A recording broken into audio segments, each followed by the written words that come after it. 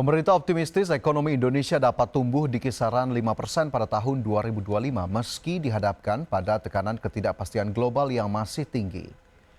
Menurut Menteri Keuangan yang juga Ketua KSSK Sri Mulyani, optimisme tersebut seiring dengan stabilitas sistem keuangan Indonesia yang terjaga pada kuartal 2 2025 didorong oleh kombinasi kebijakan stabilisasi dan reformasi struktural.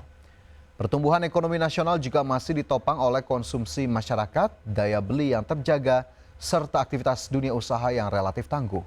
Peran APBN sebagai instrumen counter-cyclical juga menjadi kunci penting dalam menjaga momentum pertumbuhan.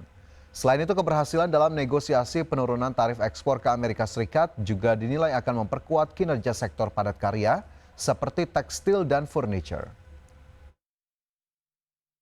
KSSK optimis bahwa pertumbuhan ekonomi Indonesia pada triwulan kedua akan tetap terjaga.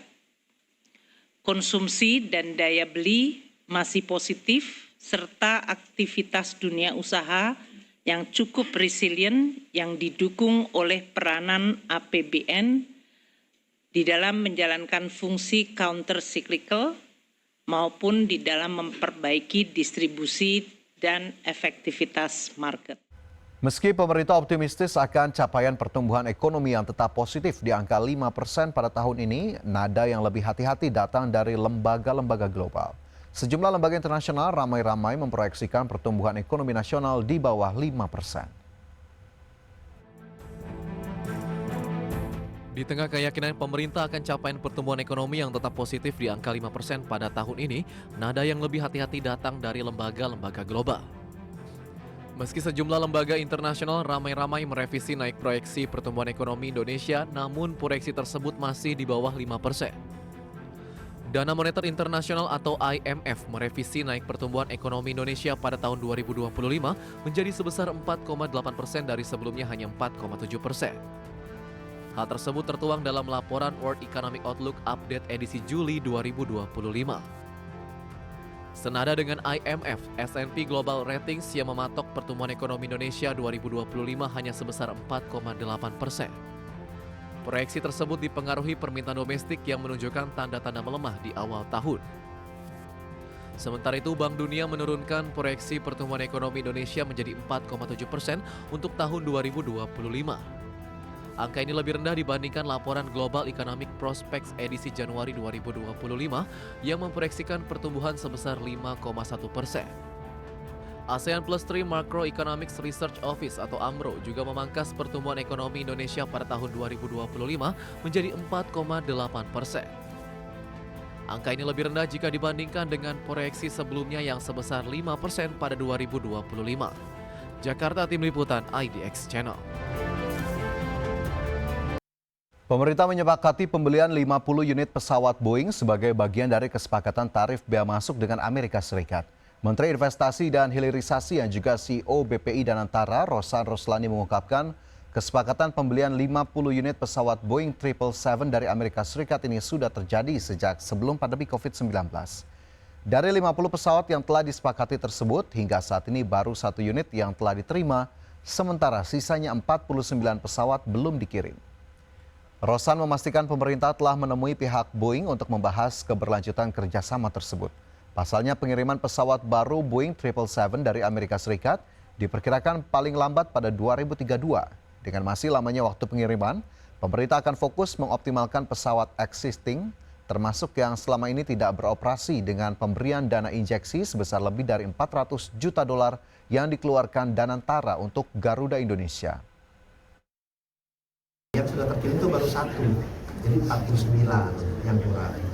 Nah, dalam hal ini mereka pun sudah bertemu dengan Garuda dan juga bertemu juga dengan kami untuk membicarakan ini kelanjutannya seperti apa. Nah, karena delivery-nya ini untuk Boeing sekarang yang baru itu paling cepat itu adalah tahun 2031-2032 untuk pesawat yang baru ini. Sebelumnya, Menteri Koordinator Bidang Perekonomian Erlangga Hartarto mengungkapkan pembelian 50 pesawat Boeing yang menjadi bagian kesepakatan diskon tarif resiprokal yang diberikan Presiden Amerika Serikat Donald Trump merupakan kesepakatan lama.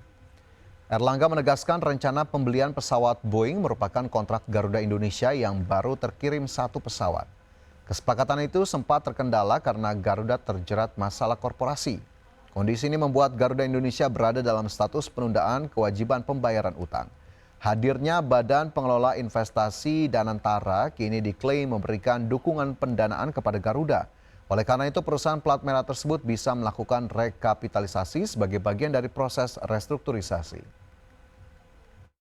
Serta mendorong peningkatan logistik interkoneksi antar pulau. Tentu interkoneksi antar pulau kita memerlukan banyak pesawat dan tentu salah satu selain yang bisa disediakan salah satunya dari Boeing agar kargo juga bisa berjalan dan tentunya trade ini akan diikuti oleh investasi.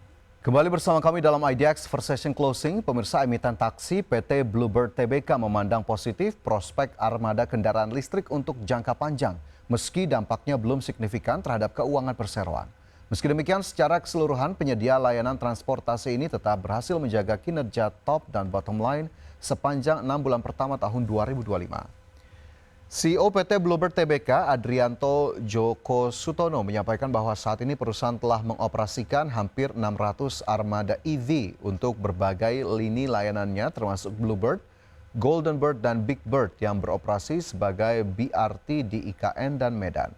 Meski saat ini sektor kendaraan listrik masih menghadapi berbagai tantangan termasuk soal infrastruktur dan komponen pendukung yang belum maksimal di Indonesia. Seperti diketahui, emiten berkode saham BIRD telah menjadi salah satu perusahaan layanan transportasi yang cepat mengadopsi penggunaan EV untuk armadanya, di mana perseroan telah menggunakan armada EV sejak tahun 2019 saat infrastruktur masih sangat terbatas dan pemahaman teknologi lebih minim. Adapun perluasan armada EV menjadi salah satu strategi untuk mendorong kinerja perseroan selama kuartal 2 2025 dengan capaian positif terlihat dari hasil pendapatan perusahaan sebesar 2,67 triliun rupiah pada semester 1 lalu atau meningkat 14,7% secara tahunan.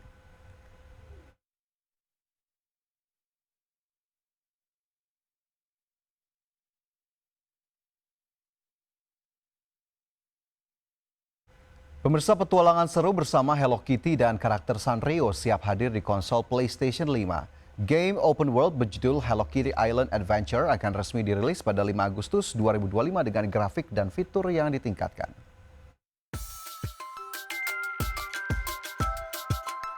Hello Kitty Island Adventure akan resmi diluncurkan di PlayStation 5 pada tanggal 5 Agustus 2025.